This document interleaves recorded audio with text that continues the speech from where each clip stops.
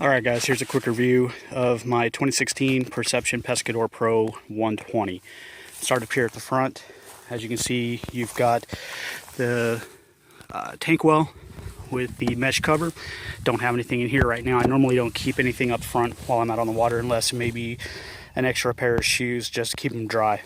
As you see, I do happen to have the Lowrance scupper kit mount here for my fish finder. And I'm running the Lowrance Hook 3. I've got everything here inside the center console. I've got the additional wire plus the battery. Everything's hooked up, ready to go.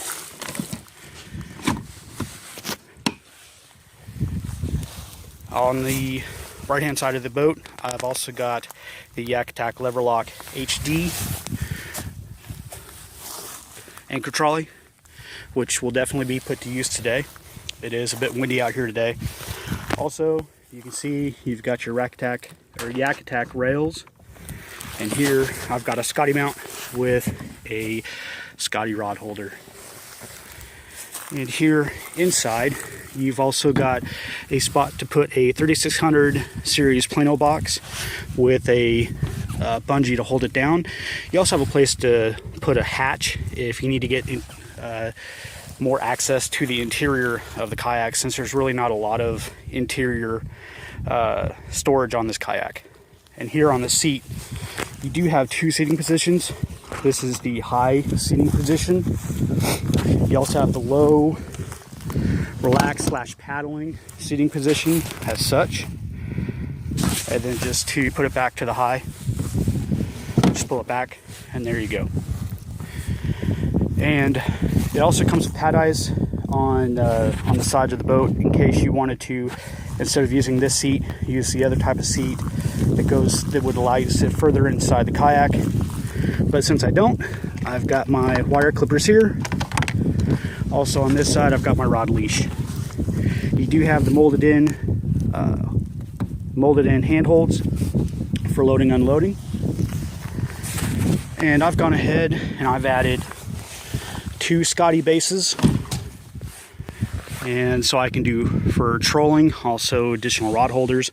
I've also got 2 flush mount rod holders which I've installed. As you can see, the boat also does come with 2 pre-molded rod holders, but they're not very deep, so I just use them for something else, like holding my pant legs, holding a rag, and so forth. Here is the one hatch going into the interior of the kayak. You can put poles in there, but I wouldn't go anything other than a 6 foot if you try to put the pole in there all together. If you're running a bait cast reel, you can put the whole thing in. If you're running a spinning reel, you will need to remove the reel to get that in there. Anything over 6 foot, you'll definitely want to break the pole down. And here we go. Have the cart, or actually not cart, but my crate, although I do have a cart. Got my crate ready to go. And if you look back here, it's already set up to install a rudder, which will probably be one of the things I do at a later date and time. Also, one other thing I do plan on doing is adding conceal mat.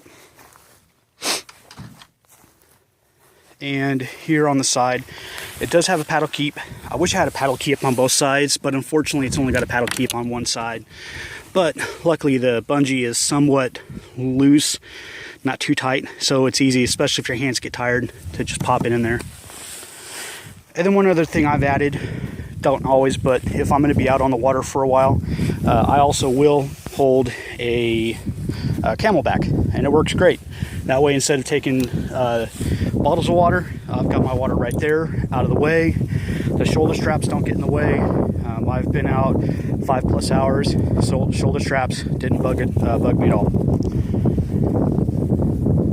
And that's pretty much it. So once again, quick review of the 2016 Perception Pro Angler 120.